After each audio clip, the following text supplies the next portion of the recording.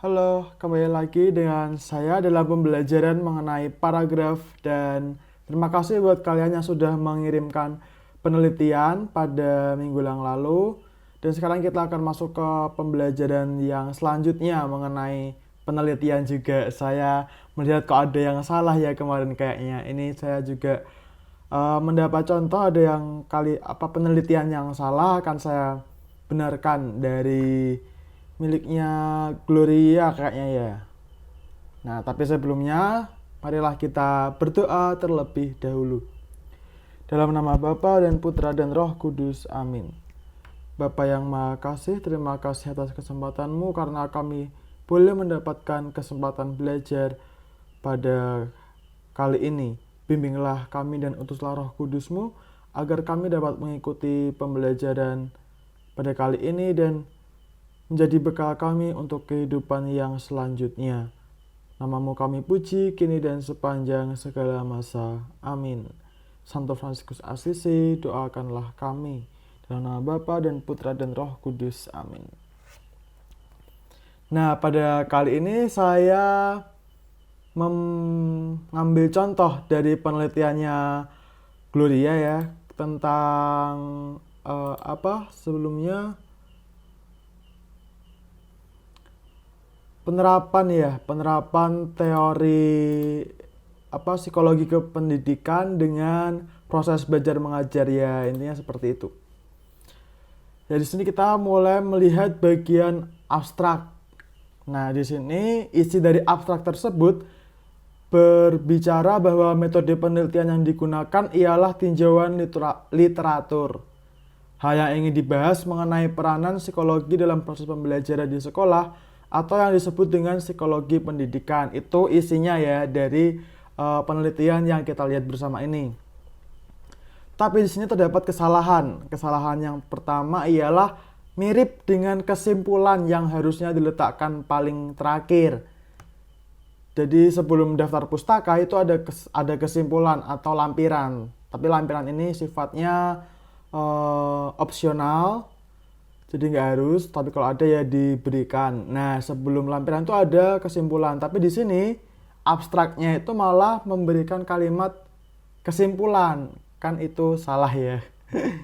Dan yang kedua, terdapat kalimat yang terlalu panjang. Bahkan tidak bisa dikategorikan dalam kalimat majemuk bertingkat-tingkat.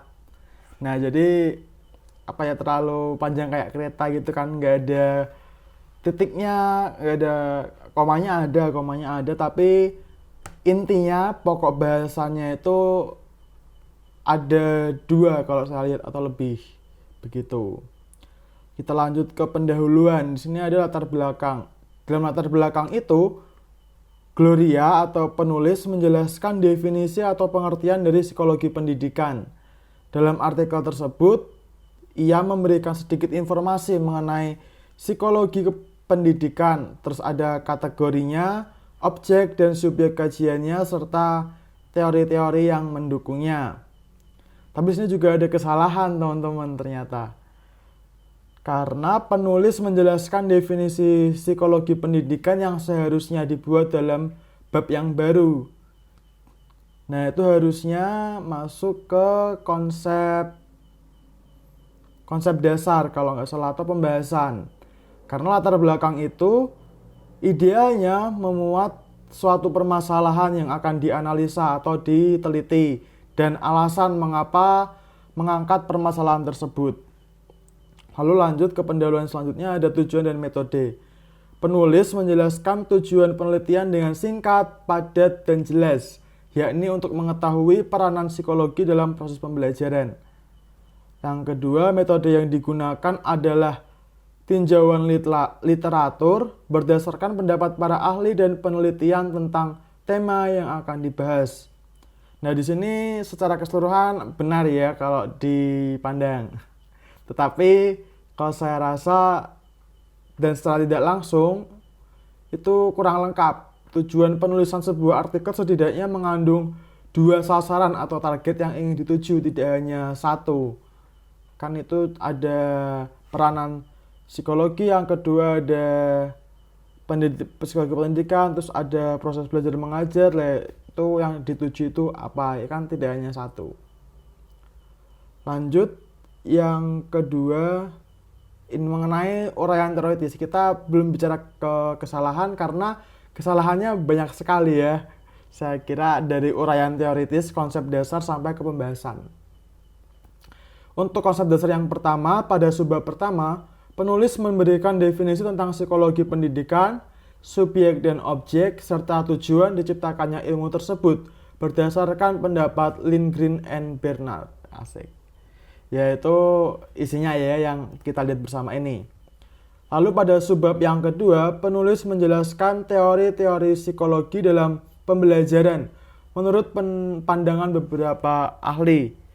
Yang pertama ada menurut Piaget dengan kemampuan kognitif, struktur kognitif, dan perkembangan kognitif. Yang kedua menurut Brunner dengan proses konseptualisasi dan kategori tentang lingkungan untuk berinteraksi dalam mengembangkan kognitif anak, serta manfaatnya bagi manusia. Dan yang ketiga menurut Gestalt dengan 5 aturan manusia dalam memahami lingkungannya untuk membangun sebuah makna. Dan yang terakhir menurut Vygotsky dengan penelitiannya tentang perkembangan kognitif manusia dari awal sampai akhir. Itu isi dari konsep dasar. Lalu yang selanjutnya ada pembahasan. Dalam pembahasan tersebut, penulis, Gloria, menjelaskan beberapa permasalahan dalam hal belajar mengajar yang dihubungkan dengan psikologi pendidikan. Penulis pun menjelaskan peranan psikologi pendidikan dalam kegiatan belajar mengajar. Nah, selain itu, penulis juga menjelaskan tentang peranan guru dalam tema yang dibahas. Itu isinya yang kita lihat bersama. Lalu kalau dari sini saya sudah melihat beberapa kesalahan ya. Yang pertama, paragraf yang disusun terlalu banyak yang terbalik-balik. Sehingga paragraf yang satu dengan yang lainnya tidak memiliki kepaduan dan tidak saling sambung menyambung. Padahal idealnya setiap paragraf itu harus saling sambung menyambung lah setidaknya. Paragraf satu walaupun pokok bahasanya berbeda, tapi setidaknya menjelaskan atau melanjutkan paragraf yang sebelumnya dan diterangkan oleh paragraf yang berikutnya. Terutama juga dalam membuat kalimat pada pembelajaran yang lalu, itu harus saling terkait ya.